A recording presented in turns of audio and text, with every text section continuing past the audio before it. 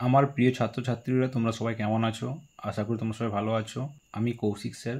আজকে আমি তোমাদের সঙ্গে আলোচনা করতে যাচ্ছি বর্ণপরিচয় বইয়ের তৃতীয় পাঠ, যেটা কিনা আছে সুশীল বালক। ঠিক আছে, দেখো প্রথমে 1 নম্বরে কি আছে। সুশীল বালক পিতামাতাকে অতিশয় ভালোবাসে। সুশীল বালক পিতামাতাকে অতিশয় ভালোবাসে। সুশীল বালক মানে কি? ভদ্র ছেলে। সুশীল মানে হচ্ছে ভদ্র, আর বালক মানে ছেলে। তাহলে কি? ভদ্র ছেলে পিতামাতাকে, পিতামাতা মানে কি? বাবা মা। ঠিক আছে, পিতামাতাকে অতিশয়, অতিশয় মানে খুব বেশি ভালোবাসে। ঠিক আছে, তাহলে কিছু বুঝতে পারলে? সুশীল বালক ভদ্র ছেলে পিতামাতাকে, বাবা মাকে অতিশয় ভালোবাসে, খুব বেশি ভালোবাসে। ঠিক আছে, তাহারা যে উপদেশ দেন সে তাহা মনে করিয়া রাখে, কখনো ভুলিয়া যায় না। তাহারা যে উপদেশ দেন, উপদেশ মানে কি? পরামর্শ। আর তাহারা, তাহারা মানে কাদেরকে বোঝাচ্ছে? বাবা মা। ঠিক আছে, পিতামাতা।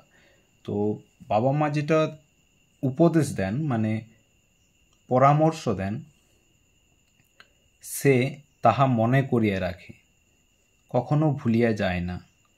ঠিক আছে, তাহারা যখন যে কাজ করিতে বলেন সে সত্বর তাহা করে।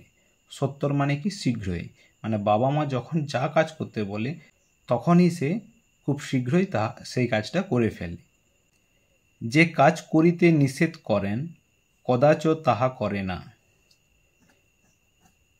যে কাজ করিতে নিষেধ করেন কদাচ তাহা করে না। কদাচ মানে কি? কখনো। আর নিষেধ মানে কি? বারণ করা বা মানা করা। তাহলে বাবা মা যে কাজটা করতে বাধা দেয় বা বারণ করে সে কাজটা সে কখনো করে না। বুঝতে পেরেছ? এরপরে দেখো 2 দাগে, সে মন দিয়া লেখাপড়া করে, কখনো অবহেলা করে না। অবহেলা মানে কি? মানে আলস্য, কুড়েমি। ঠিক আছে, তাহলে যে মন দিয়ে লেখাপড়া করে কখনো সে অবহেলা করে না। ঠিক আছে, সে সততভাবে লেখাপড়া না শিখিলে চিরকাল দুঃখ পাইবে। এই সততভাবে মানে কি? সতত মানে হচ্ছে সব সময়। ঠিক আছে, তাহলে সে যদি সব সময় লেখাপড়া না করে তাহলে লেখাপড়া যদি সে শিখতে পারবে না। তো লেখাপড়া শিখতে না পারলে সে চিরকাল কি হবে? সে দুঃখ পাবে। ঠিক আছে, সে চিরকাল দুঃখ পাবে। 3 দাগে দেখো,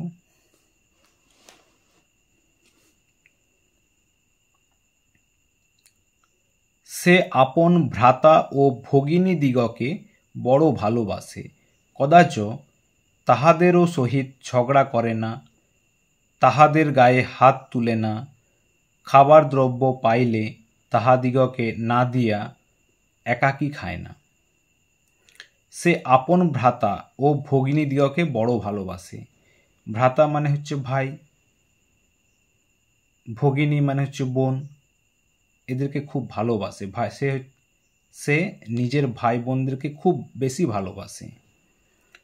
কদাচ তাহাদের সহিত ঝগড়া করে না, কখনো তাদের সঙ্গে সে ঝগড়া করে না। তাহাদের গায়ে হাত তুলে না মানে তাদের সঙ্গে মারপিটও করে না। ঠিক আছে, খাবার দ্রব্য পাইলে তাহাদিগকে না দিয়া একাকী খায় না। একাকী মানে কি? একা। ঠিক আছে, তো সে কখনো একা খাবার খায় না। সে কখনো একা খাবার খায় না, সে তার নিজের ভাই বোনদেরকে খাবার দিয়ে সবাই মিলে খায়। ঠিক আছে, এরপরে 4 দাগে, সে কখনো মিথ্যা কথা বলে না। সে জানে যাহারা মিথ্যা কথা বলে কেহ তাহাদিগকে ভালোবাসে না, কেহ তাহাদের কথায় বিশ্বাস করে না, সকলেই তাহাদিগকে ঘৃণা করে। বুঝতে পেরেছ? এরপরে 5 দাগে দেখো, সে কখনো অন্যায় কাজ করে না। অন্যায় মানে কি? অনুচিত। যে কাজটা করা উচিত নয় সেই কাজ কখনো সে করে না। যদি দৈবাত করে, দৈবাত মানে হঠাৎই কোনো একটা কাজ করে ফেললো, তো তাহার পিতা মাতা ধমকাইলে, তখন যদি তার বাবা মা তাকে বকাবকি করে, সে রাগ করে না, সে রেগে যায় না।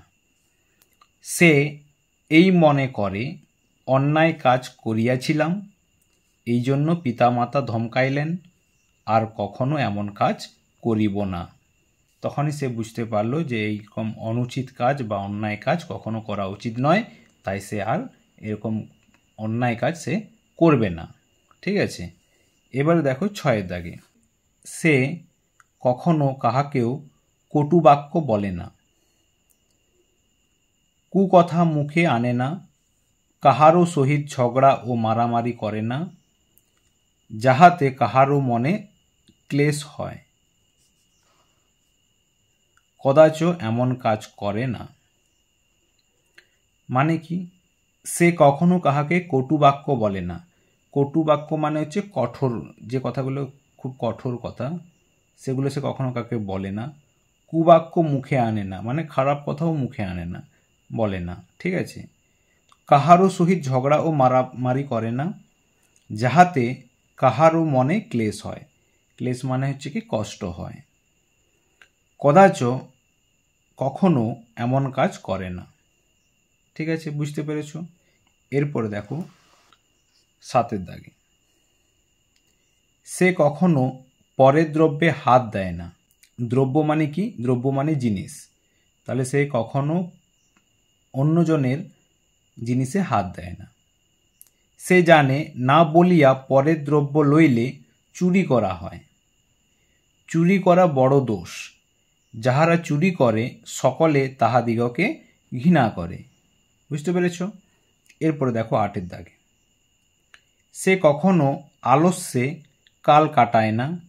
যে সময়ের যে কাজ মন দিয়া তাহা করে। সে লেখাপড়ার সময় লেখাপড়া না করিয়া খেলা করিয়া বেড়ায় না। তাহলে যে সময়টা লেখাপড়ার সময়, সে সময় লেখাপড়া করতে হবে, আর যে সময়টা খেলার সময় তখন খেলতে হবে। তাহলে লেখাপড়ার সময় লেখাপড়া করতে হয়, তখন খেলা করা উচিত নয়। এবার দেখো 9 দাগে, সে কখনো দুশীল বালক দিগের সহিত বেড়ায় না, তাহাদের সহিত খেলা করে না। সে মনে করে দুশীল দিগের সহিত বেড়াইলে ও খেলা করিলে আমিও দুশীল হইয়া যাইব। দুশীল মানে কি? দুষ্টু বা খারাপ। ঠিক আছে, সে কখনো দুশীল বালক দিগের সহিত বেড়ায় না। দুশীল মানে দুষ্টু বা খারাপ, খারাপ ছেলেদের সঙ্গে সে, সহিত মানে কি? সঙ্গে, তো ঘুরে বেড়ায় না। তাহাদের সহিত খেলা করে না, মানে তাদের সঙ্গে খেলাও করে না। সে মনে করে যে দুশীল দিগের সহিত বেড়াইলে খেলা করিলে আমিও দুশীল হইয়া যাইব।